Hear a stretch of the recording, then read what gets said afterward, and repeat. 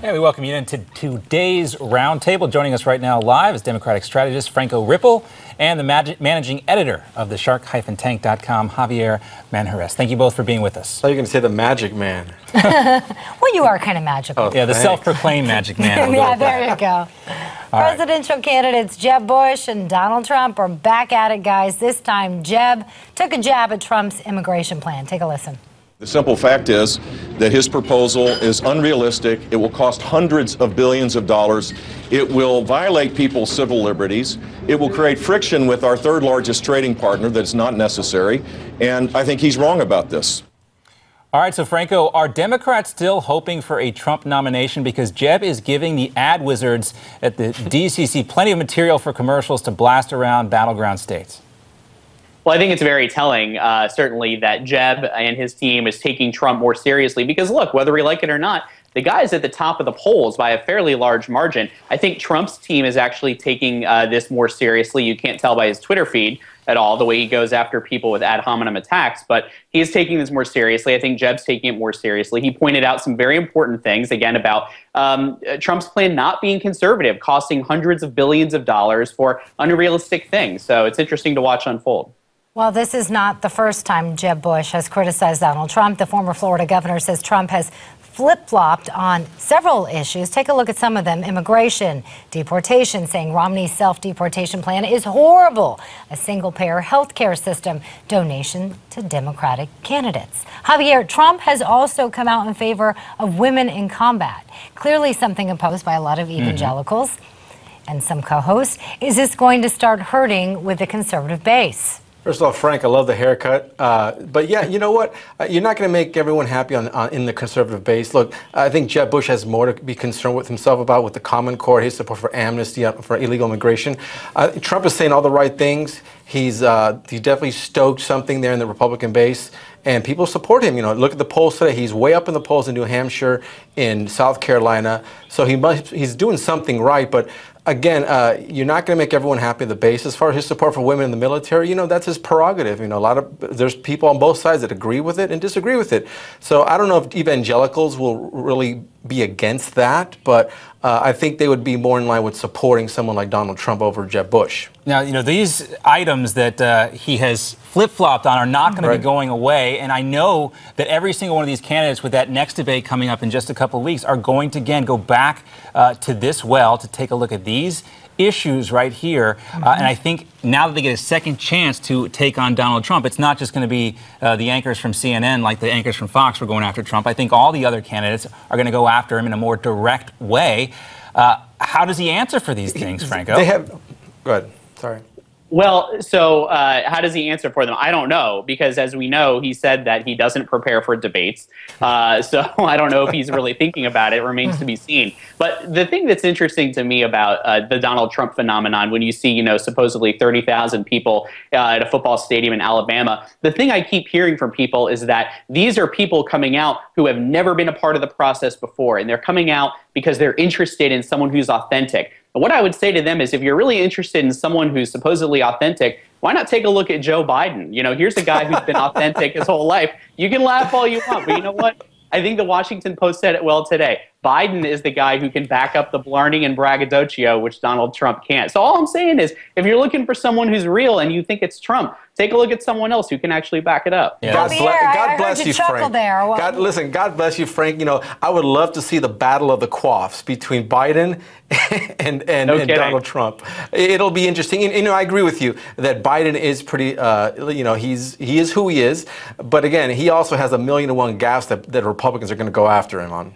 Well, also, I think it was the Wall Street Journal that said Donald Trump, and this was a while back, Donald Trump for Joe Biden is like catnip out there on the campaign trail. Just wow, that's too an much, interesting one. Okay, too much there not to go after it. And David Ignatius, who wrote that post that Franco was talking about today, did mention the fact that there are a lot of similarities in terms of Biden or Trump presidency in terms of what they are trying to present out there to their prospective voters, including a little weirdness when it comes to the hair. Well, I would love to see that debate. So, Franco, I can kind of hear a sense of enthusiasm in your voice. Is this mean that you would give Biden full support if he were to announce that he's going to run to become president? Well, look, first of all, I don't think anybody knows for sure what the vice president is going to do. As his team has said, he's going to take all the time that he needs to figure it out. And he certainly has to take some things into consideration, like his family. Is this the best environment for him to run in, considering what just happened with his son? So, would I throw my support behind Joe Biden? I love Joe Biden. I truly do love the man. And everyone who's worked for him says the same thing at any level. I think Hillary Clinton remains exceptionally well positioned to secure the nomination. So is that a yes or a no? No, I think we're going to be at a tipping point very soon. And I think Josh Hunter's comments yesterday during the unlike Franco, I want to come out in support of Joe Biden. Joe Biden, run, Joe, run. I'm with you. Franco, yes or no? I think Hillary Clinton will make an exceptional president. Okay, there you go. That's a cop-out. That's a cop-out, Franco. More to come here on Newsmax Now. We're going to continue with our roundtable discussion. After that, we'll have the latest on another wild ride on Wall Street today. The single biggest back and forth, I think, since 2008. Fasten your seatbelts. More to come. Get on with the business of part two of our roundtable. Back with us, Democratic strategist Franco Ripple and managing editor of the Shark Tank, Javier Manjarres. Thanks for sticking around. You guys ready to talk immigration? Donald Trump has come out in favor of deporting all illegals. Gone. I want them gone, he said. And pretty much across the board, Republicans disagree with this.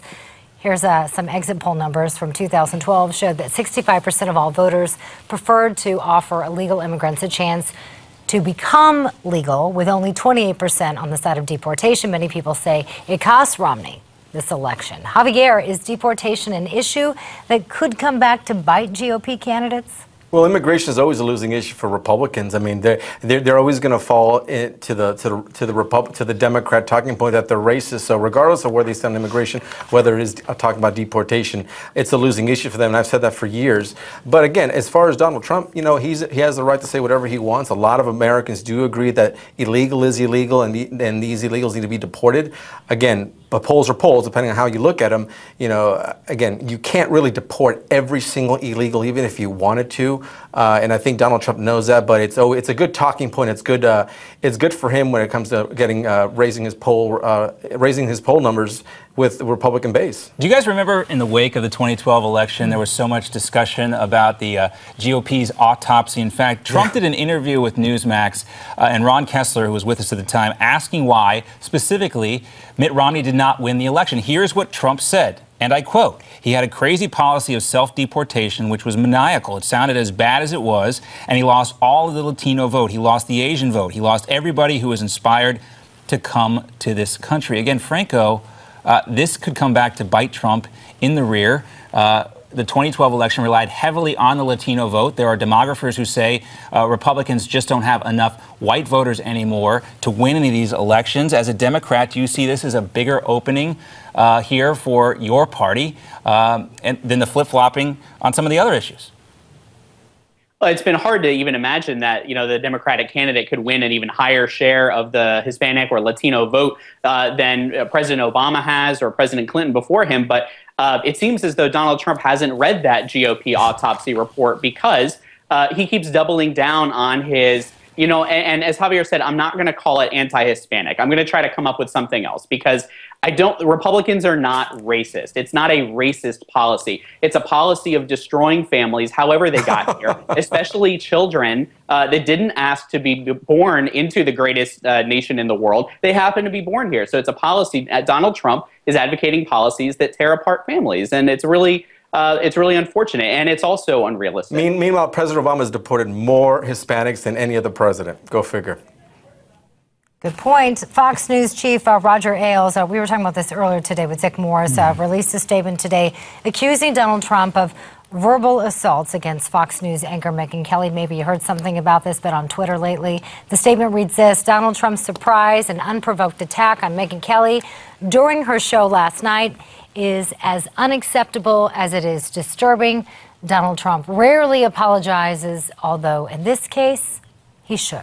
I think he called her a bimbo, if we want to go there. Actually, Yes. he retweeted someone's tweet that called her a bimbo, which is in a sense saying he did call her a bimbo. But listen, if he said that, if he meant that, he should apologize. And, you know, I think it's good for Trump. I think it's good for his... You think it's good for him? We asked Dick that same But question. you think the Twitter attacks are good for him?